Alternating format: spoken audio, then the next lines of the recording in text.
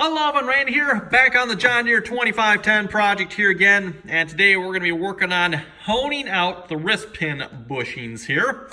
So much looking forward to this, so much looking forward to it. So anyway, if you watched the end of last video there, working on putting the pistons here together with the connecting rods, and it turns out, well, our wrist pin bushings here do not fit on the wrist pins. So that means we have to hone them out till they fit. You know, to within, I don't know, probably a thousandths. I'm not entirely sure what the tolerance is, but if I had to guess, probably a thousandths. And yeah, attempted to force one in here just to see once. And we're looking at, I'm thinking that looks like probably about 10 thousandths. I don't know, maybe 5 to 10 thousandths we're going to have to hone off. Yeah, not looking forward to this. Oh well, so anyway, couldn't do it there last episode because I didn't have a hone small enough. The smallest hone I have is 1.5 inches sitting right there, and that of course don't fit in here. These are 1 3/16 roughly.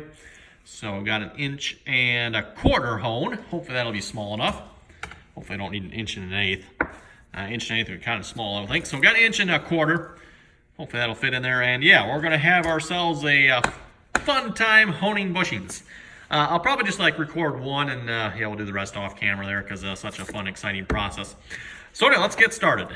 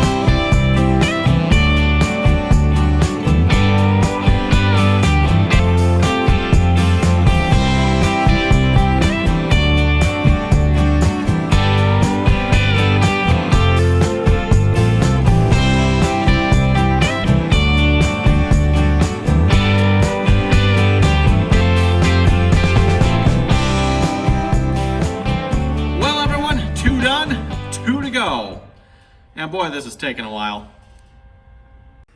One thing I do want to comment on here a minute. I've gotten a lot of comments in the video here about putting these cylinder liners in.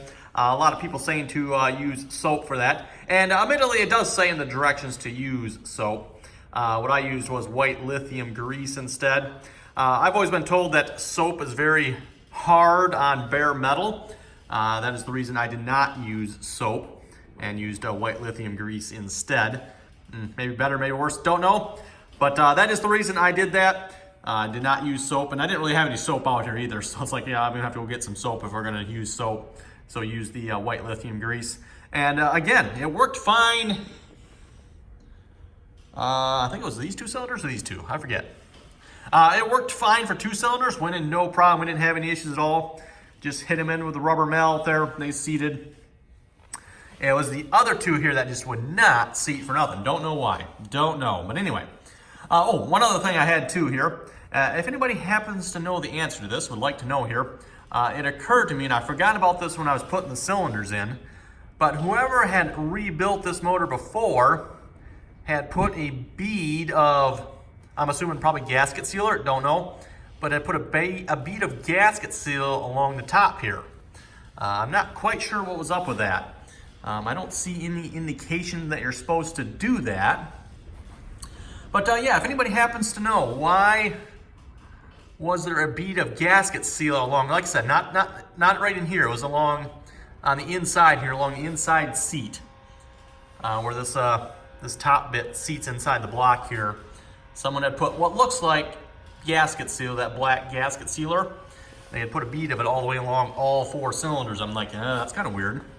Again, like I said, I don't see any indication you're supposed to do that, but yeah, if anybody happens to know why that was done or if we should be doing it here this time, I guess now would probably be a good time to make note of that, because again, like I said, I forgot about that when I was putting cylinders in. Just happened to think of that here while I was honing out the wrist pin bushings there. You know, got lots of time to think while you're standing there honing out bushings.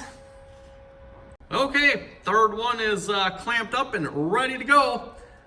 We'll see you folks in about, well, actually I'm gonna probably finish up the other 2, which is probably gonna be like another hour and 15 minutes to finish up the last 2. It's taking about, I don't know, a good 30, 40 minutes to do each one here. You know, we do it for about like maybe, I don't know, 5 minutes or so. Check it, nope, do it again, check it, do it again. You know, just keep repeating until the pin here slides it out nice and freely.